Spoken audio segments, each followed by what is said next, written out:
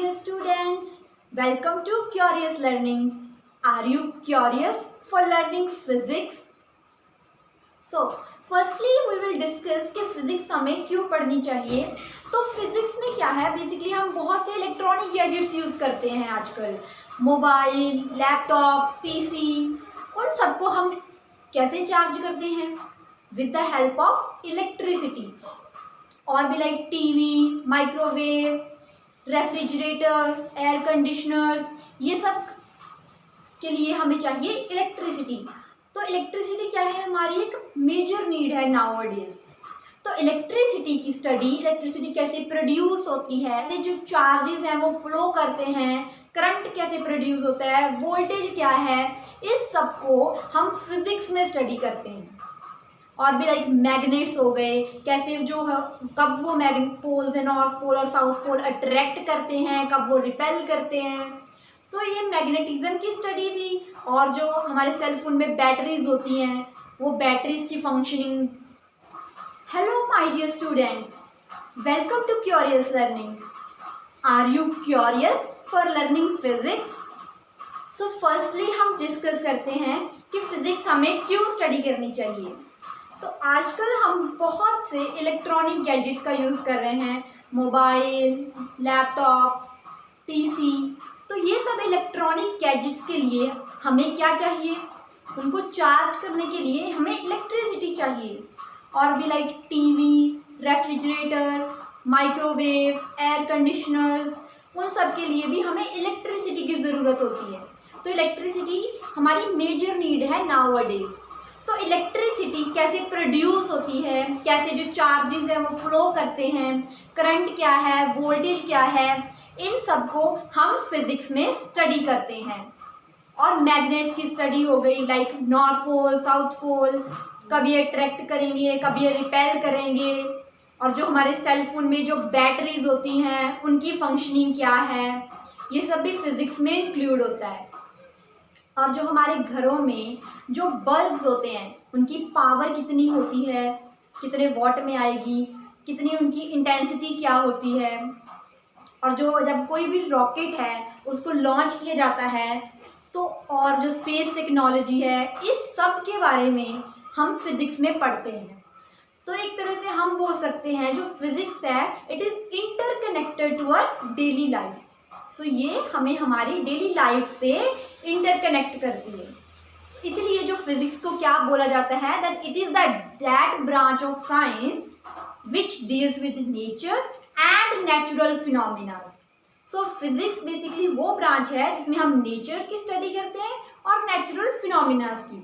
जैसे आपने rainbow in the sky, reflection of light, refraction of light, ये सब ऑलरेडी पढ़ा है 10th क्लास में, 9th 10th में. तो अब जो होगा आपकी फिजिक्स का लेवल थोड़ा अप होगा क्लास 12th में. So let's start. तो क्लास 12th में आपकी जो फर्स्ट यूनिट है दैट इज इलेक्ट्रोस्टैट्स. सो ये हमारी फर्स्ट यूनिट है. तो फर्स्ट यूनिट में हमारे बेसिकली 2 चैप्टर्स हैं. The first chapter is about electric charges and fields, and जो सेकेंड चैप्टर होगा हमारा that is about electrostatic potential and capacitance. तो अब हम फर्स्ट चैप्टर को पहले कवर करेंगे. तो फर्स्ट चैप्टर में को भी हम बेसिकली 3 पार्ट्स में डिवाइड कर लेंगे इलेक्ट्रिक चार्जेस में. तो पहले हमारा क्या है, फर्स्ट पार्ट में हम कवर करेंगे इलेक्ट्रिक चार्जेस की स्टडी. देन सेकंड में about electric field, then we will cover about electric flux, जिसमें हम गॉस थ्योरम और उसकी एप्लीकेशंस को स्टडी करेंगे. जो हमारा फर्स्ट चैप्टर है इसे हमने 3 मेजर पार्ट्स में डिवाइड किया है. तो आज हम ये फर्स्ट वाला पार्ट जो है इसे कवर करेंगे आज के लेक्चर में. So firstly have a look on कि इलेक्ट्रोस्टैटिक्स क्या है, जो आपकी फर्स्ट यूनिट है. तो electrostatic it is the study of charges at rest. इसमें हम उन चार्जेस को स्टडी करेंगे जो क्या होते हैं, रेस्ट पे होंगे. It means they are not moving, वो रेस्ट कर रहे होते हैं. तो उनकी स्टडी को हम इलेक्ट्रोस्टैटिक्स में इंक्लूड करते हैं. नाउ अब हम फर्स्ट चैप्टर के जो फर्स्ट पार्ट को हम स्टडी करेंगे आज, that is about electric charges. तो इलेक्ट्रिक चार्जेस क्या है? जिस भी बॉडी पे इलेक्ट्रिक चार्ज होगा उस बॉडी को हम बोलते हैं इलेक्ट्रीफाइड और चार्ज्ड बॉडी, मीन्स उसने कोई चार्ज एक्वायर कर लिया। तो जो चार्जेस हैं इसे हम इलेक्ट्रिक चार्जेस को स्मॉल क्यू और कई बार कैपिटल क्यू से डिनोट करते हैं। और ये दो टाइप्स का चार्ज होते हैं हमारे पास, one is positive and another one is negative. So these are two types of charges. तो जब भी किसी बॉडी पे पॉजिटिव चार्जेस एक्सेस में होंगे, ज्यादा होंगे, तो उस बॉडी को हम बोलेंगे पॉजिटिवली चार्ज्ड बॉडी। इसकी एग्जांपल प्रोटॉन। प्रोटॉन क्या होता है? Positively charged. And then negatively charged body, जिस बॉडी पे नेगेटिव चार्जेस ज्यादा होंगे वो होगी नेगेटिवली चार्ज्ड बॉडी।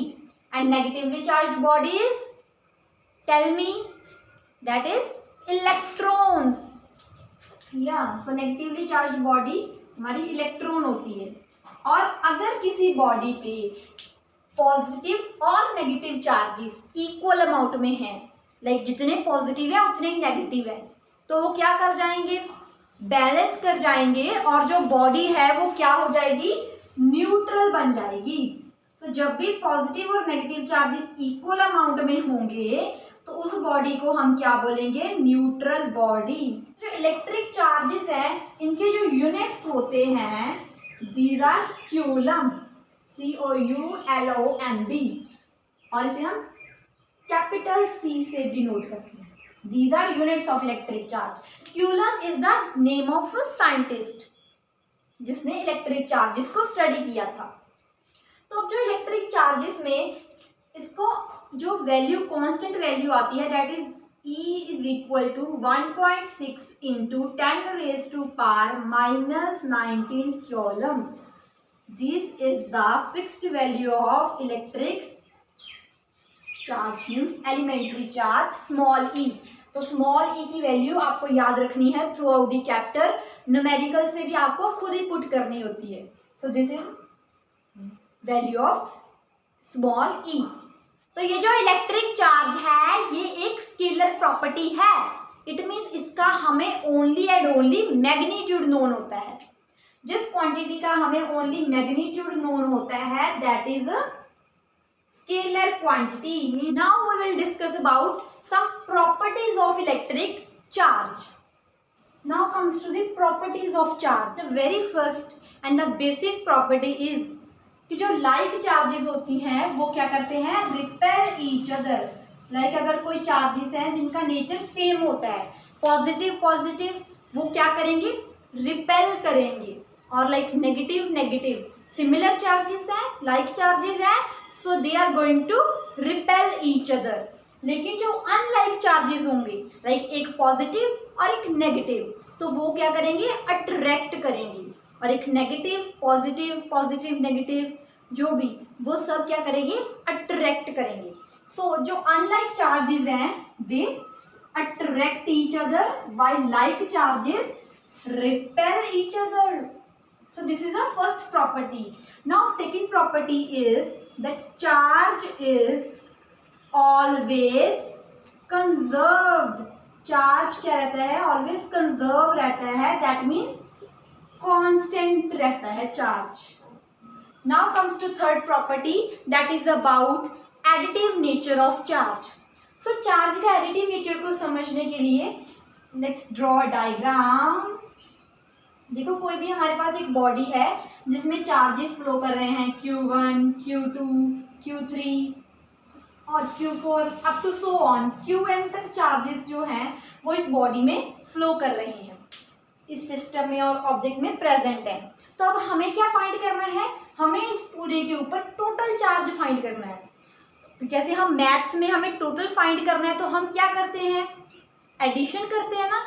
तो यहाँ पे भी हमें टोटल चार्ज फाइंड करना है इस बॉडी के ऊपर। तो हम क्या करेंगे? पूरे जो चार्ज है, सभी जितने भी चार्जेस प्रेजेंट हैं, इंडिविजुअल चार्जेस प्रेजेंट हैं, इन सबको सम अप कर देंगे। तो टोटल चार्ज सपोज हमें उसे हमने क्या स्मॉल क्यू से डिनोट किया, तो टोटल चार्ज किसके इक्वल आएगा? Q1 plus Q2 plus Q3 plus Q4 up to so on Qn तक। तो ये this is about the additive nature of charge. Charge का नेचर क्या होता है? एडिटिव होता है, ये ऐड हो जाता है। तो इसकी मेनली जो इसमें डेफिनेशन है that is about total charge on the object. जो हमारा टोटल चार्ज था that is equal to the algebraic sum of all the charges present on the object. तो ये सिंपली क्या है? अलजेब्रिक सम है, जितने भी चार्जेस सिस्टम में प्रेजेंट है उनका जो सम है that is the total charge. So it shows that charge is additive in nature. Next property of charge is quantization of charge. Means charge का नेचर क्या होता है? Quantized, it is in discrete form. तो अब इसका meaning क्या है? इसमें एक आपको ये बात याद रखनी है that the free charge is integral multiple of basic unit of charge. तो जो हमारा फ्री चार्ज होगा वो क्या होगा? इंटेग्रल मल्टीपल होगा बेसिक यूनिट ऑफ चार्ज का। तो बेसिक यूनिट ऑफ चार्ज क्या है? स्मॉल ई, जिसे हमने इलेक्ट्रिक चार्ज के कॉन्सेप्ट में भी डिस्कस किया था। सो इलेक्ट्रिक चार्ज को हम कैपिटल क्यू से डिनोट करते हैं। This is a free charge. और जो स्मॉल ई है this is a basic charge, और आप इसे एलिमेंट्री चार्ज भी बोलते हो। तो एन यहाँ पे हमारा क्या है? इंटीजर। तो एन की वैल्यू कुछ भी हो सकती है, 1 2 3 अप टू सो ऑन।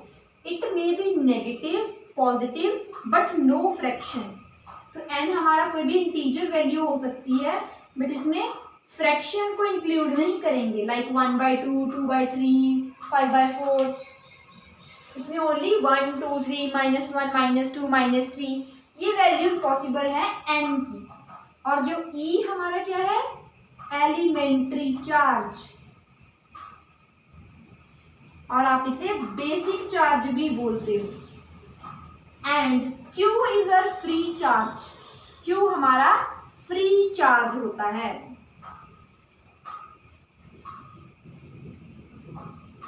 और ये जो E की वैल्यू है हमने पढ़ी थी इलेक्ट्रिक चार्ज के कॉन्सेप्ट में, ये फिक्स्ड रहती है। और जो E की वैल्यू फिक्स्ड रहती है वो कितनी थी? याद है सबको? 1.6 इंटू 10⁻⁻⁻19 कॉलम। आपको थ्रू आउट द चैप्टर याद रखना है। बेसिक यूनिट ऑफ चार्ज की ये कांस्टेंट वैल्यू होती है। तो this is the formula for the quantization of charge. तो इसका मीनिंग क्या है? जो E की वैल्यू है वो तो हमें नोन है, वो वैल्यू फिक्स रहती है। और जो Q है दैट इज फ्री चार्ज, उसकी वैल्यू कैसे हम कैलकुलेट कर पाएंगे? n को E के साथ में मल्टीप्लाई करके। n की वैल्यू कुछ भी हो सकती है, 1 2 3, इंटीजर होगी, फ्रैक्शन में नहीं होगी। तो जो फ्री चार्ज है इसे हम बोलेंगे क्या है? इंटीजर से जब हम free basic unit of charge को जब हम इंटीजर से मल्टीप्लाई करते हैं तो हमारे पास फ्री चार्ज की वैल्यू आती है। तो इसीलिए the free charge is integral multiple of this basic charge, that is small e. So this is about the quantization of charge. Now our next concept is about conservation of charge.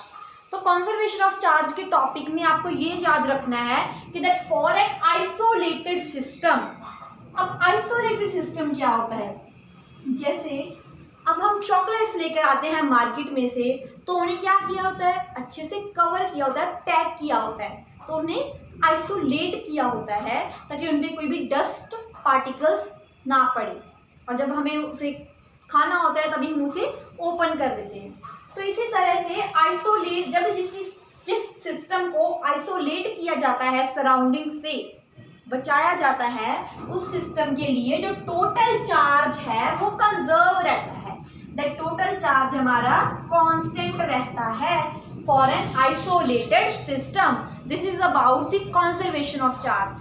अब जैसे हमने law of conservation of energy पढ़ा था, उसमें क्या था? That energy can neither be created nor be destroyed. तो similarly हमारे पास क्या है? Law of conservation of charge. Law of conservation of charge. तो वहां पे हम एनर्जी की बात करते थे, करते थे, तो इसमें हम चार्ज की बात करेंगे, law of conservation of charge. तो it states that charge can neither be created nor be destroyed. ना तो हम चार्ज को क्रिएट कर सकते हैं और ना ही इसे डिस्ट्रॉय कर सकते हैं। It means charge remain conserved. This is about the conservation of charge. एक छोटू सा टॉपिक था हमारा। मेथड्स ऑफ चार्जिंग, लाइक किसी भी बॉडी को हम किन मेथड्स का यूज करके चार्ज कर सकते हैं। तो चार्ज करने के लिए हम यहाँ पे पढ़ेंगे दो methods. The very first one is by rubbing, किसी भी चीज को रब करना। तो कैसे बाय रबिंग हम किसी भी बॉडी को चार्ज कर सकते हैं, तो उसके बारे में पढ़ रहे हैं। फर्स्टली लेट्स सपोज हमारे पास एक क्या है, सिल्क का क्लॉथ है, और सिल्क के क्लॉथ के पास के ऊपर हमने क्या रब कर दिया, ग्लास रॉड को। एक ग्लास की रॉड ली और उसे सिल्क के क्लॉथ पे रब कर दिया। तो जब हमने इस ग्लास रॉड को सिल्क के क्लॉथ पे रब किया, तो उसे रब करने से क्या होगा, जो सिल्क का क्लॉथ है उसके ऊपर नेगेटिव चार्ज आ जाएगा और जो ग्लास रॉड है वो पॉजिटिव चार्ज एक्वायर कर लेगी बाय रबिंग। सिंपल एक्टिविटी है जो हमने चाइल्डहुड में मोस्टली सब ने की, परफॉर्म करी है। उसमें हम क्या लेंगे, पहले हम एक प्लास्टिक की कॉम्ब लेंगे और कुछ छोटे छोटे पीसेस लेंगे पेपर की, और जब हम कॉम्ब को, प्लास्टिक की कॉम्ब को उन पीसेस ऑफ पेपर के पास लेकर जाएंगे तो कुछ भी नहीं होगा। लाइक ना तो वो कॉम्ब उन पीसेस को अट्रैक्ट कर रही है ना रिपेल कर रही है, एज इट इज पड़े हुए हैं। बट जब हम उस कॉम्ब को अपने बालों में रब करते हैं तो उससे क्या होता है, अब उस कॉम्ब को जैसे हमने अपने बालों में रब किया तो उस कॉम्ब पे एक चार्ज आ गया। अपने हेयर, हमारे हेयर पर भी एक चार्ज आ जाएगा और एक कॉम्ब पर चार्ज आ जाएगा, जैसे इस केस में हुआ। तो जब अब वो कॉम्ब क्या थी, पहले अनचार्ज थी, तो अब उस कॉम्ब पे चार्ज आ गया। तो अब जब उस चार्ज्ड कॉम्ब को हम पीसेस ऑफ पेपर के पास लेकर जाएंगे तो क्या होगा, जो पीसेस ऑफ पेपर है वो कॉम्ब की तरफ अट्रैक्ट होंगे। कॉम्ब उन पेपर को, उस पेपर के पीसेस को अपनी तरफ अट्रैक्ट करेगी। क्यों करेगी, बिकॉज अकॉर्डिंग टू कुछ साइन कन्वेंशंस होती हैं जो आपको पता होनी चाहिए। दैट इज किन बॉडीज पे पॉजिटिव चार्ज आता है बाय रबिंग एंड किन पे नेगेटिव चार्ज होता है। लाइक ग्लास रॉड जो हमने यहाँ पे यूज करी, इस पे पॉजिटिव चार्ज आता है। कैट की फर के ऊपर पॉजिटिव, हमारे हेयर के ऊपर पॉजिटिव, पेपर के ऊपर पॉजिटिव चार्ज होता है। इबोनाइट रॉड के ऊपर नेगेटिव, सिल्क के क्लॉथ के ऊपर नेगेटिव, इसलिए इसने नेगेटिव चार्ज एक्वायर करा। रबर पे, प्लास्टिक पे, इन सब पे नेगेटिव आएगा। तो जब हम प्लास्टिक की कॉम्ब को अपने बालों में रब करते हैं तो हमारे बालों पे क्या है, पॉजिटिव चार्ज आ जाएगा और कॉम्ब पे नेगेटिव चार्ज, और पेपर पे क्या होता है, पॉजिटिव चार्ज। तो जैसे हम नेगेटिवली चार्ज कॉम्ब को positively charge pieces of paper के पास लेकर जाएंगे तो because of their unlike nature they start attracting each other. So इस एक्टिविटी का ये मेन रीजन है। और ये जो रबिंग है ये मेनली इंसुलेटर्स के लिए ओनली एप्लीकेबल है। इंसुलेटर्स थ्रू विच, जिनमें से करंट पास नहीं करता, सो इंसुलेटर्स के लिए ओनली ये रबिंग वाला मेथड एप्लीकेबल है। कंडक्टर्स के लिए ये रबिंग वाला मेथड एप्लीकेबल नहीं होता। नाउ अब चार्जिंग बाय द इंडक्शन, तो इंडक्शन वाले मेथड का कैसे हम यूज करके किसी भी बॉडी को चार्ज कर सकते हैं।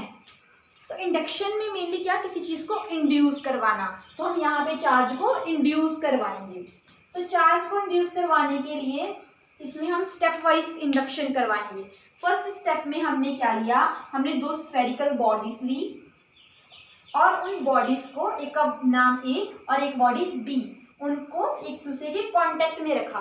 लाइक यहाँ पे वो टच कर रही हैं दोनों बॉडीज। अब यहाँ पे दोनों बॉडीज क्या है, न्यूट्रल है, बिकॉज इनमें equal amount of positive and negative charges present है।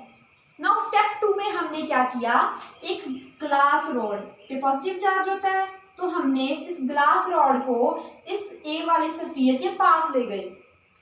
तो जब हम इस ग्लास रॉड को इस मेटेलिक सफियर के पास लेकर जाएंगे तो क्या होगा, यहाँ पे जितना भी नेगेटिव चार्ज होगा वो इस ग्लास रॉड की तरफ भागेगा, इस ग्लास रॉड के को अट्रैक्ट करेगा। ग्लास रॉड पूरा का पूरा नेगेटिव चार्ज ग्लास रॉड अपनी तरफ अट्रैक्ट कर लेगी और जो पॉजिटिव चार्ज है वो उसे रिपेल कर देगी, वो दूसरी साइड पे चला जाएगा। तो ये हो गया बाय द ग्लास रॉड, इनमें चार्जेस ने सेटअप कर ली, चार्जेस सेटअप हो गए। तो नाउ अब थर्ड स्टेप में हम क्या करेंगे, ये जो हमने ग्लास रॉड ली थी, इस ग्लास रॉड को हमने यहाँ पे रिमूव कर दिया। अब ग्लास रॉड को हटा दिया और जो सफियर्स थे उनको थोड़े से डिस्टेंस पे रख दिया। तो अब क्या होगा, ये जो नेगेटिव चार्ज था यहाँ पे, पहले तो वो ग्लास रॉड की तरफ अट्रैक्ट था, due to glass rod negative charge इस साइड पे था, लेकिन जब हमने ग्लास रॉड ही हटा दी तो ये जो नेगेटिव चार्ज था ये पॉजिटिव की तरफ चला जाएगा।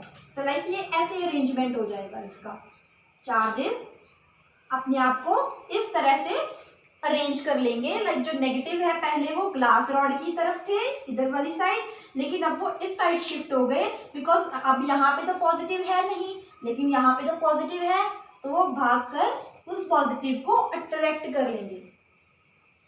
अब फोर्थ स्टेप में हमने फाइनली क्या कर दिया, इन सफियर्स को अपार्ट कर दिया, लाइक बहुत ज़्यादा दूर रख दिया कि अब ये जो अनलाइक चार्जेस हैं वो अट्रैक्ट ना कर पाए। लाइक इतना जब वो बहुत ज़्यादा डिस्टेंस पे होंगे तो वो उनको सेपरेट आउट कर दिया, तो वो अट्रैक्ट नहीं करेंगे। तो अब क्या होगा, यहाँ पे जो नेगेटिव चार्ज था पहले वो सिंपली इस साइड पे था, लेकिन अब उसे पॉजिटिव की वजह से इस साइड पे था, लेकिन अब जब इससे दूर कर दिया तो पूरा का पूरा जो नेगेटिव चार्ज है वो स्फीयर में डिस्ट्रीब्यूट हो गया, और बी वाले में क्या आ गया, पॉजिटिव चार्ज डिस्ट्रीब्यूट हो गया throughout the whole body. So इस तरह से हमने जो न्यूट्रल बॉडीज थी उनमें चार्ज इंड्यूस कर दिया। सो this is charging by induction. A body को हमने नेगेटिवली चार्ज बना दिया और बी बॉडी को हमने पॉजिटिवली चार्ज बना दिया, मीन्स उन पे चार्जेस को इंड्यूस कर दिया with the help of glass rod, और ये 4 स्टेप्स की हेल्प से। Next is gold leaf electroscope. So gold leaf electroscope, it is a device used to detect the charge on body. इस gold leaf electroscope की मदद से हम किसी भी बॉडी पे चार्ज है और नहीं है इस बात को हम वेरीफाई कर सकते हैं। So it is used to detect the charge on the body. तो ये गोल्ड लीफ इलेक्ट्रोस्कोप, ये इस तरह के इसका सेटअप है। इसमें एक मेटल डिस्क होती है ऊपर टॉप पे, और ये यहाँ पे एक कॉर्क लगी होती है, और this is a brass rod, और ब्रास रॉड के नीचे ये दोनों जो हैं ये गोल्ड के लीव्स होते हैं, ये बोथ आर गोल्ड लीव्स। और ये जो हमारा पूरा का पूरा जार है ये ग्लास का बना होता है, ग्लास जार बोलते हैं इसे। गोल्ड लीफ इलेक्ट्रोस्कोप इसे इसलिए बोला जाता है बिकॉज इसमें दो जो लीव्स यूज होते हैं वो गोल्ड के होते हैं, तो इसीलिए this electroscope is called gold leaf electroscope. हमने ग्लास की रॉड ली विच इज पॉजिटिवली चार्ज, और उसको हम इस मेटल की डिस्क के पास लेकर जाएंगे, तो उससे क्या होगा, ये जो पूरा का पूरा अगर ये बॉडी पॉजिटिवली चार्ज है ग्लास रॉड, तो जैसे इस ग्लास रॉड को हम इस मेटल डिस्क से टच करेंगे तो क्या होगा, पूरा का पूरा जो पॉजिटिव चार्ज है वो नीचे की तरफ फ्लो कर जाएगा, और ये जो गोल्ड लीव्स होंगे इन दोनों पे पॉजिटिव चार्ज आ जाएगा। तो इन दोनों में पॉजिटिव चार्ज आ जाएगा, इट मीन्स इन दोनों पे सेम चार्ज आ गई, और similar charges repelling each other, दूर भागेंगे, तो ये क्या करेंगे, डाइवर्ज करेंगे, ये दोनों लीव्स क्या करेंगे, स्प्रेड आउट कर जाएंगे because of same nature of charge. तो अब जब ये लीव्स डाइवर्ज कर रहे हैं, इट मीन्स कि जो बॉडी थी उस पर कुछ चार्ज था, दैट जो ग्लास रॉड हमने ली थी दैट इज चार्ज्ड। लेकिन अगर ये लीव जो है वो डाइवर्ज नहीं करेंगे, स्प्रेड आउट नहीं होंगे, इसका मीनिंग होगा कि बॉडी पे कोई भी चार्ज प्रेजेंट नहीं था। अब जो लीव्स हैं वो डाइवर्ज कर रहे हैं लाइक दिस, लेकिन जब कोई बॉडी चार्ज नहीं होगी तो ये जो लीव्स हैं ये ऐसे आपस में कांटेक्ट में रहेंगे। This is how we can detect the charge on the body by using this gold leaf electroscope. में आपको एक चीज याद रखनी है, that is the degree of divergence, कि जितना जो लीव्स है वो डाइवर्ज कर रहे हैं, the degree of divergence is the indicator क्या इंडिकेट करती है? Indicator of the amount of charge on body. अगर जो लीव्स है वो स्प्रेड आउट कर रहे हैं तो बॉडी पे क्या है? कोई चार्ज प्रेजेंट है, otherwise body is not charged और न्यूट्रल।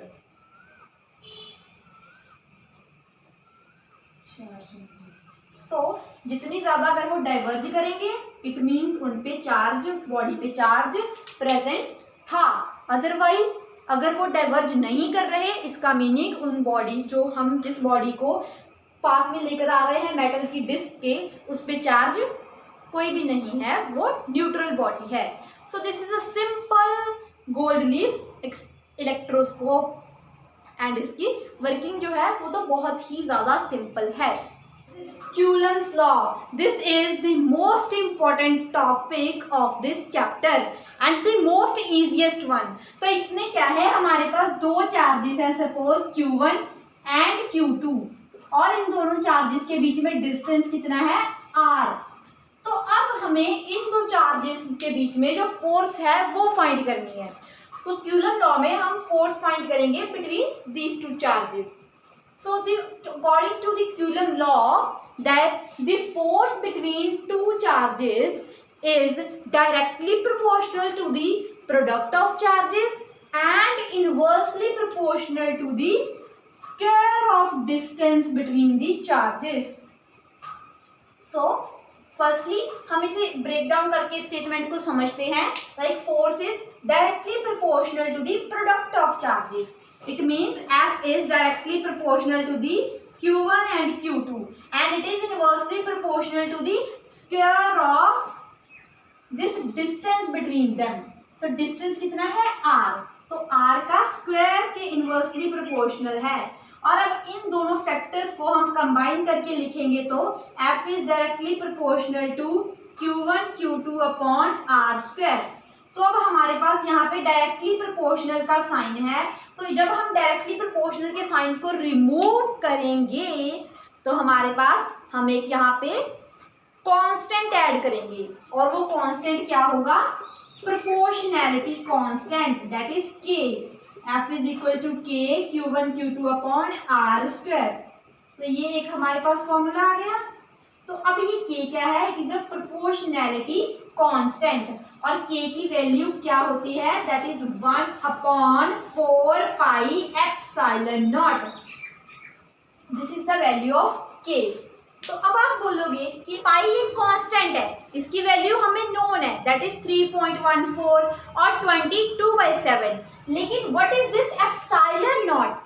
सो एप्सिलॉन नॉट एक न्यू टर्म यहाँ पे इंट्रोड्यूस हुई है, परमिटिविटी इन वैक्यूम और फ्री स्पेस भी बोल सकते हैं।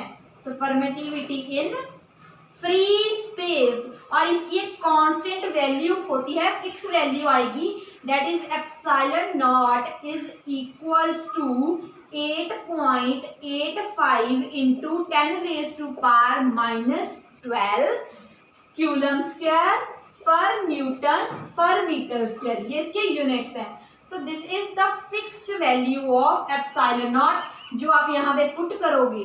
अब जब हम यहाँ पे पाई और एप्सिलॉन नॉट की वैल्यू को पुट करके कैलकुलेट करेंगे तो के की वैल्यू हमारे पास क्या आएगी? 9 इंटू 10⁻⁹। इसको आप चाहे तो कैलकुलेट करके देख लेना। तो जब भी न्यूमेरिकल में आए तो 1/4 पाई एप्सिलॉन नॉट और के की वैल्यू हमें ये पुट करनी है, आपको इसे याद रखना है, बिकॉज ये इसकी कैलकुलेशन आपको वहां पे नहीं करनी, आपको ओनली ये चीज याद होनी चाहिए कि के की वैल्यू 9 इंटू 10⁻⁹ होती है। अब यहाँ पे के की वैल्यू 1/4 पाई एप्सिलॉन नॉट हम इस वाले एक्सप्रेशन में पुट करेंगे। तो यहाँ पे हमारे पास जो फाइनल एक्सप्रेशन क्या आएगा? F is equal to 1/4 pi epsilon naught into Q1 Q2 upon R square. So this is the final expression for the Coulomb's law. F is the force between two charges. Q1 and Q2 are two charges, given charges. R is the distance between charges, and 1/4 pi epsilon naught is a constant having value 9 into 10⁻⁹। तो numericals में आपको directly इसकी value ये वाली put कर देनी है और Q1, Q2 और R की वैल्यू आपको गिवन होगी और आपको F की वैल्यू मींस फोर्स की वैल्यू कैलकुलेट करनी है। So this is the Coulomb's law. पूरी की पूरी इसकी जो डेरिवेशन है आपको अच्छे से करनी है because this is the most important law. Last वाले एक्सप्रेशन में हमने क्यूलम लॉ क्या ट्राई किया था, F is equal to 1/4 pi epsilon naught into Q1 Q2 upon R square. तो अब जब वेक्टर फॉर्म में लिखेंगे तो इस पे वेक्टर साइन आएगा और साथ में यूनिट कैप मल्टीप्लाई हो जाएगा, that is R cap. Unit vector multiply हो जाएगा in vector form of Coulomb law. So this is a Coulomb law in vector form. बार हमें ये भी पूछ लिया जाता है कि कब जो चार्ज की वैल्यू है वो 1 कूलम होगी। तो चार्ज की वैल्यू 1 कूलम कब होगी, इसके लिए हम कंडीशन फाइंड करते हैं। 1 कूलम चार्ज के लिए पहले हम कूलम लॉ लिखेंगे। कूलम लॉ की क्या फॉर्मूला है, दैट इज फोर्स का 1/4 pi epsilon naught into Q1 Q2 upon R square. तो अब इसमें हमें पता है 1/4 पे एप्सिलॉन नॉट की वैल्यू तो दैट इज 9 इंटू 10⁻⁹। तो अब Q1 की वैल्यू को हम और Q2 की वैल्यू को 1 कूलम सपोज करते हैं और R की वैल्यू को भी 1 मीटर सपोज करते हैं। तो अब जब इन वैल्यूज को हम पुट करेंगे और फोर्स को कैलकुलेट करेंगे तो ये आ जाएगी 9 इंटू 10⁻⁹ इंटू 1 अपॉन 1 स्क्वायर। तो ये सब कैंसल आउट हो गया तो हमारे पास फोर्स की क्या वैल्यू आएगी, 9 इंटू 10⁻⁹ न्यूटन। तो इट मीन्स जब फोर्स की वैल्यू 9 इंटू 10⁻⁹ न्यूटन होगी और R जो डिस्टेंस है वो 1 मीटर होगा बिटवीन 2 चार्जेस, तो उस कंडीशन पे हमें जो चार्ज मिलेगा दैट इज 1 कूलम। तो 1 जब आप इसका उल्टा कर दो, अब आप क्या करो, फोर्स की वैल्यू ये पुट करो और डिस्टेंस R की वैल्यू ये पुट कर दो। तो अब इस केस में आप Q1 Q2 फाइंड करो। तो Q1 Q2 को आप Q सपोज कर लो तो वहां पे जो चार्ज की वैल्यू आएगी वो 1 कूलम आएगी। तो 1 कूलम चार्ज तभी होगा जब फोर्स की वैल्यू ये होनी चाहिए और R की वैल्यू 1 मीटर। Now comes to relative permittivity. पहले हमने 1/4 पाई एप्सिलॉन नॉट के केस में simple permittivity in free space पढ़ा था, लेकिन एक रिलेटिव परमिटिविटी होती है। तो पहले तो ये जो सिंबल है इसे हम एप्सिलॉन बोलते हैं, दिस इज एप्सिलॉन। तो एप्सिलॉन के मतलब होता है परमिटिविटी इन मीडियम और एप्सिलॉन नॉट का मीनिंग होता है परमिटिविटी इन फ्री स्पेस और एप्सिलॉन सबस्क्रिप्ट R इसका मीनिंग होता है रिलेटिव परमिटिविटी। तो relative permittivity is the ratio of permittivity in medium to the permittivity in free space. So this is the expression for relative permittivity. पहले coulomb law में हमने क्या discuss किया था, the force between two charges, लेकिन अब हम discuss करेंगे the force between multiple charges. Like जब हमारे पास 2 से ज़्यादा चार्जेस होंगे तो उनके बीच में जो फोर्स है वो कितनी होगी। तो फोर्स बिटवीन मल्टीपल चार्जेस में हमारे पास एक प्रिंसिपल है that is superposition principle which is the also important principle. तो this principle states that when number of charges are interacting with each other, like जब बहुत सारे चार्जेस इंटरेक्ट करेंगे तो उनके बीच में टोटल फोर्स कितनी होगी वो हम फाइंड करेंगे with the help of this superposition principle.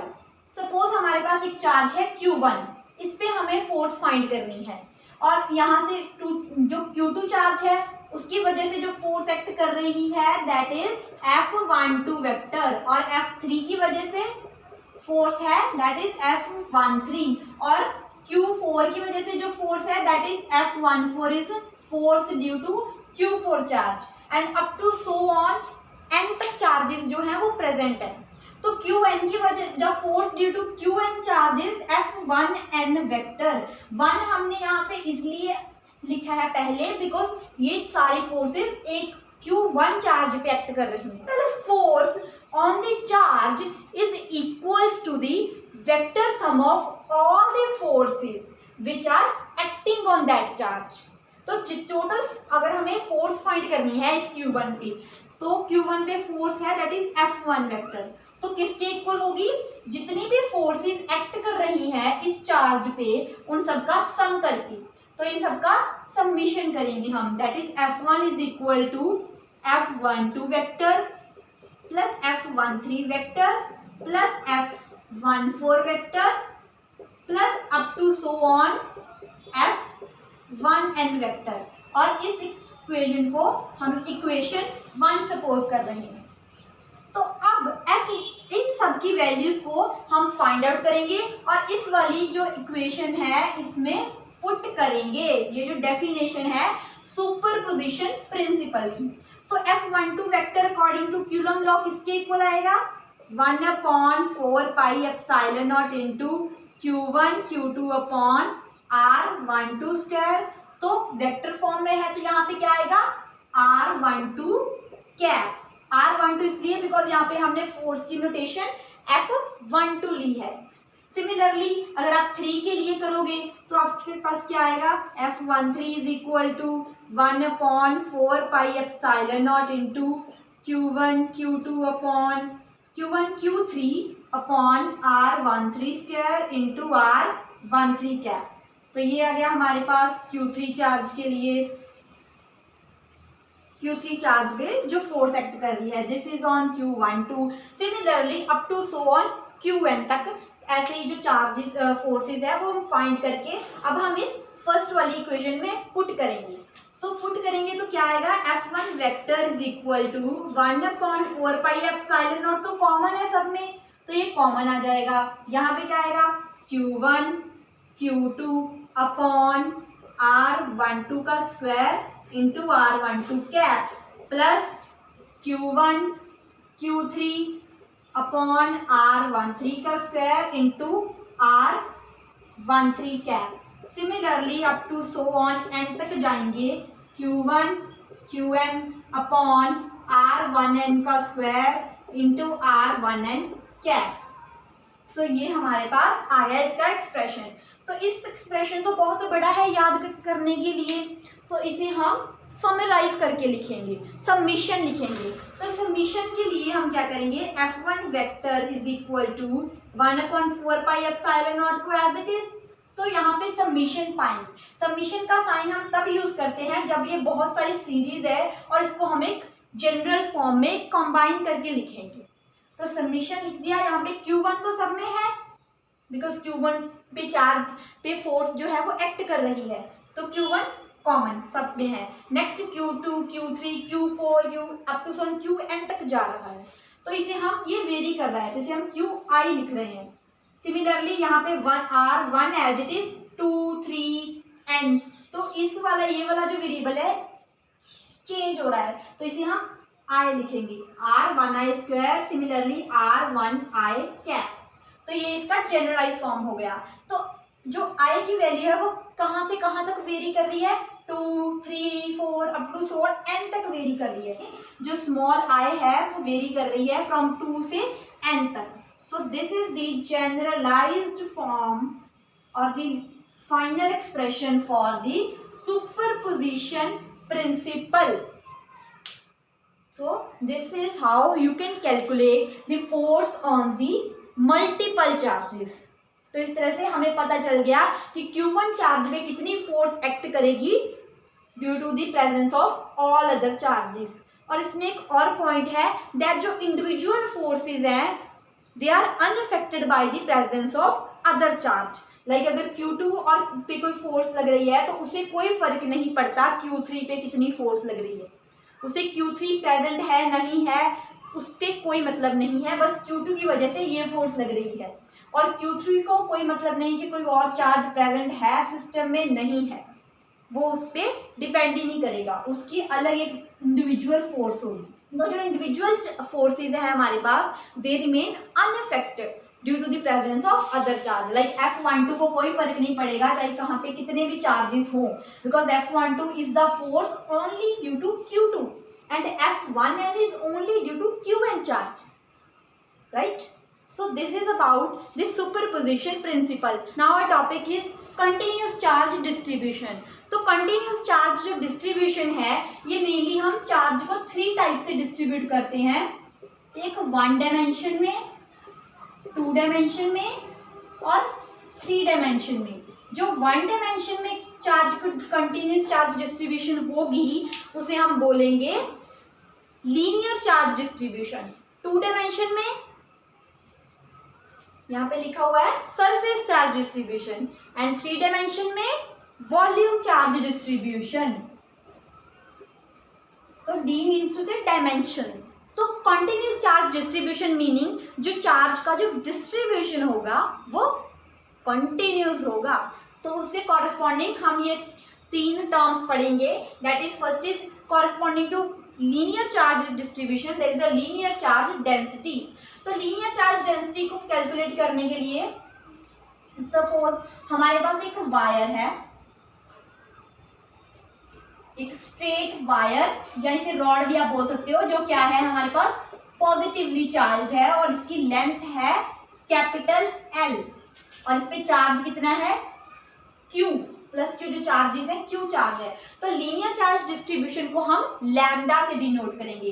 तो lambda is equal to Q upon L। This is the formula of linear charge density और इसके यूनिट्स क्या होंगे? The units of linear charge distribution are coulomb per meter because charge के units coulomb, length के meter और ऊपर जाकर meter inverse. So these are units of linear charge density. Similarly surface charge density के लिए हम एक surface लेंगे। Suppose हमारे पास एक sheet of paper है और उस sheet पे क्या है? Charge है Q charge is on sheet। तो शीट पे चार्ज Q है और जो शीट का एरिया कितना है? A is the area of the sheet, L is length. तो अब इस केस में सरफेस चार्ज डेंसिटी को हम डिनोट करते हैं सिग्मा से। Sigma is equal to Q upon A। This is the formula for surface charge density और इसके यूनिट्स क्या आएंगे? The units of surface charge density, area के यूनिट्स क्या होते हैं? Metre square. तो ऊपर जाकर मीटर इनवर्स हो जाएंगे। तो units of surface charge density are coulomb metre inverse. Similarly about volume charge density, इसके लिए हम कंसीडर करते हैं एक स्फीयर है और उस पर जो चार्ज सिमिलरली कितना है? Q चार्ज है और इस स्फीयर का हमारे पास वॉल्यूम कितना है? Capital V is the volume of this sphere. तो अब जो वॉल्यूम चार्ज डेंसिटी है इसे हम रो से डिनोट करेंगे। So rho will be equal to Q upon, यहाँ पे L था, यहाँ पे A लेंथ था, फिर एरिया, तो अब यहाँ पे क्या आएगा? वॉल्यूम। तो यहाँ पे वॉल्यूम आ जाएगा। सिंपल ये फॉर्मूलाज हैं about the charge distribution which is continuous in nature. तो this is about volume charge density and इसके यूनिट्स क्या आएंगे हमारे पास? That is coulomb per metre cube, because volume के यूनिट्स क्या होंगे? मीटर क्यूब होंगे। So this is the all about the continuous charge distribution. तो जो हमारा चैप्टर था first electric charges and fields, उसका हमने first part that is about electric charges हमने आज कंप्लीट कर लिया और जो इलेक्ट्रिक फील्ड है उसको हम अपकमिंग वीडियोस में कवर करेंगे।